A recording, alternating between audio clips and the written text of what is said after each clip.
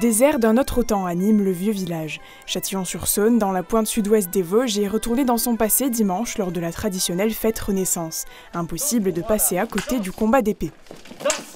On ne va pas chercher à porter les coups, mais on va chercher plutôt à maîtriser des coups, même si la personne en face ne part pas, n'essaie pas d'arrêter le geste, l'attaquant va lui maîtriser son coup pour que jamais ça ne touche la personne.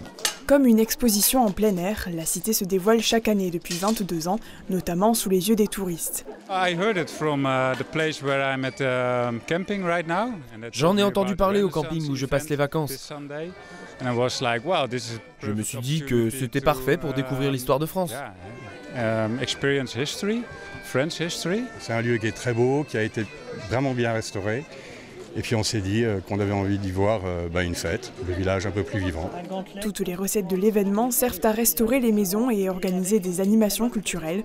Mettre en lumière son patrimoine pour mieux le préserver, c'est l'initiative de l'association du musée de la commune. Là vous avez par exemple le portail du faune classé monument historique, l'hôtel du gouverneur classé monument historique, le grenier à sel inscrit à l'inventaire supplémentaire des monuments historiques. Au départ, le musée, effectivement, a été installé dans des maisons que nous avons restaurées. Mais il nous fallait vraiment développer l'accueil du public, mais l'accueil autrement, parce que parfois le nom musée effraie.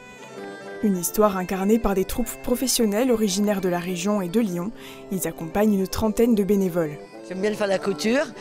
Bon, mon mari a à peu près trois costumes différents, puis moi j'ai à peu près 3 robes aussi. Voilà, c'est un plaisir et puis on a toujours aimé Châtillon. Après 2 ans sans la fête Renaissance, plus d'1 millier de personnes ont visité Châtillon-sur-Saône. L'association du musée cherche désormais des volontaires pour poursuivre ses activités.